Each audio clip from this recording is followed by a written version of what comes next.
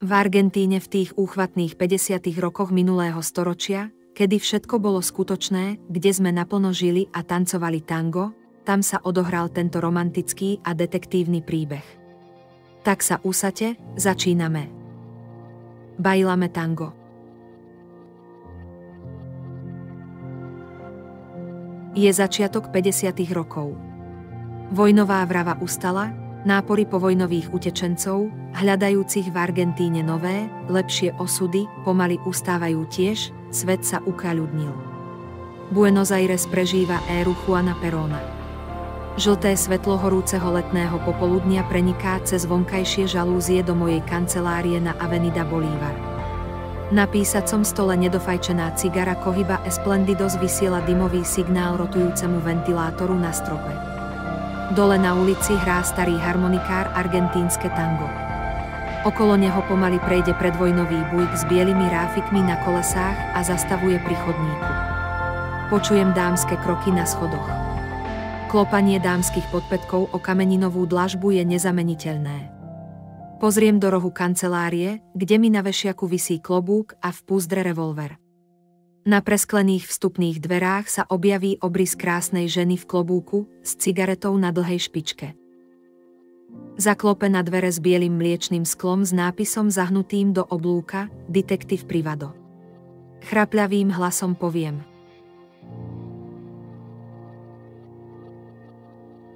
Ráčte vstúpiť ďalej, seňora, pozývam ju do kancelárie. Tieňový obraz jej siluety vrhá na sklo dverí krásne, umelecké kontúry.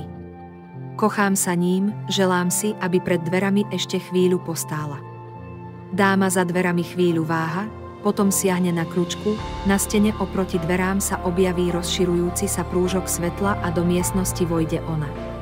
Eva Perón.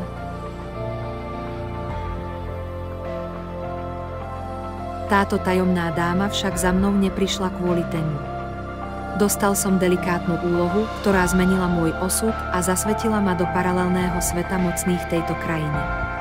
Podáva mi fotografiu, jej na nej krásna, štíhla, mne neznáma dáma, ktorá sa pohybuje nebezpečne blízko jej manžela, najmocnejšieho muža krajiny a urovnať s ňou otvorené účty.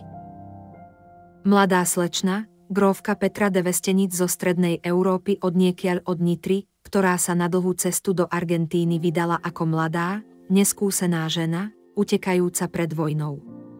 A tu sa dostala medzi svojich, starú európsku šľachtu, bankárov, statkárov a latifundistov, čo tu poskupovali obrovské lány panenskej argentínskej pampy, na ktorých nechali drieť najatých chudobných argentínskych descami na dos. Ako príslušníčka šľachty má slečna Petra otvorené každé dvere a takto sa dostala i k Juanovi Perónovi. Ale jej záujmy nie sú iba osobné, jej krása a podmanivé čaro opantalo samotného elektrika Presidenteho natoľko, že svoje štátnické rozhodnutia konzultuje so slečnou Petrou a nie so svojou vládou. Jeho manželka Eva ju preto považuje za veľkú hrozbu. Čo ak slečna Petra pracuje pre nejakú cudziu mocnosť? Samotný šéf Perónovej tajnej služby, ktorý dostal za osobnú úlohu vyzvedieť o slečne Petre jej skutočné poslanie, bol natoľko opantaný jej podmanivou krásou, že v citovom rozpoložení z jej odmietnutia skočil do rieky La Plata a nechal sa zožrať dravými piraňami. Preto si Eva Perón najala mňa.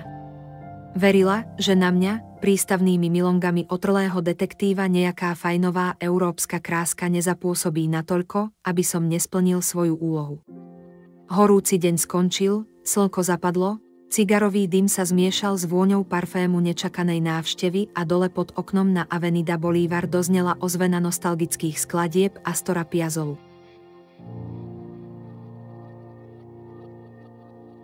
Tango para siempre. Je neskorý letný večer v prístave La Plata. Na obzore zapadajúceho slnka sa pohupujú kotviace lode z ďalekých končín sveta. V diaľke sa od oceánu ženú zlovestné mraky, veštiace búrku. Nábrežným mólom sa odkiaľsi nesú slabé tóny klavíra. Zasadím si klobúk hlbšie do čela a zrýchlim krok. Hneď za nákladným prekladiskom zahnem za roh a vchádzam do baru La Campaña. Predieram sa cez hustý tabakový dym k barovému pultu. Míňam nejasné kontúry spotených námorníkov z lodí, ktoré dnes priviezli ďalších prisťahovalcov z východnej Európy. Zarbený starý klavirista Eusebio, najlepší muzikant v tomto rušnom meste, hrá nostalgickým ťahavým tónom jednu z najúžasnejších skladieb argentínskeho tanga, El Dia que me quieras, v tom sa mi zozadu nežne dotkne ramena čiasi ruka. Hneď vytuším, že toto nie je žena, ktorú hľadám. Toto je Conquita Montenegro. Žena mimoriadnych fyzických kvalít, modelka a tanečnica, ktorá tu v Argentíne už pár rokov žije so svojím španielským manželom, spisovateľom. Ale veľmi si z toho nerobí, vzrušujúce tango je pre ňu prednejšie než manželské povinnosti. Decentne sa ku mne nahne a pošepká mi do ucha, v prístave sa hovorí, že prišiel Electrica Milonguero a záhadne sa usmiela. Dnešná noc bude patriť iba nám, chcem s vami zažiť také tango, aké dokážete zatancovať iba vy, hovorí mi vášnivo. Obzriem sa k barovému pultu, kde mulat Bebeto nalieva spoteným námorníkom jednu rundu rumu za druhou a unaveným pohľadom sleduje prítomných. Bueno, bonita, bueno, predsedím ležérne pomedzi zuby. Pozriem na Eusebia, zavelím. Eusebio, zahraj liber tango, nech seňorita zistí, kto je tu kráľom tanga. Prudko som sa otočil a pritisol si túto zvodnú ženu k telu tak blízko, až som zacítil jej dých na svojom líci. Čelo som si priložil k jej spánku a začali sme tancovať prvé tangové variácie. Kaderami svojich dlhých vlasov sa mi dotýkala tváre, oči mala zavreté, vnímajúc pritom každý môj pohyb. Držiac ju za ruku som cítil jej zrýchľujúci sa puls.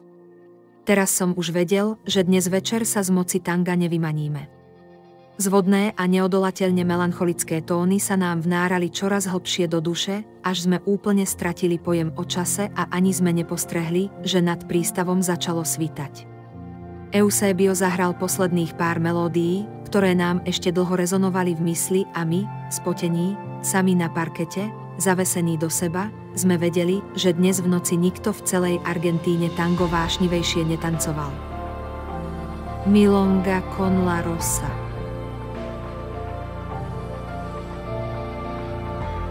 Husto prší a ja sa nostalgicky túlam na svojom starom Buicku nočným Buenos Aires. Odniekiaľ z tmavej výšky ticho padajú veľké kvapky dažďa a odrážajú sa na asfaltovej ceste predo mnou. Stierače sa mi v pravidelnom rytme myhajú pred očami ako amazonskí indiáni tancujúci šamanské tance. Svetlo pouličných lámp dopadá na lem môjho klobúka a vytvára mi na tvári tajomnú tieňovú masku.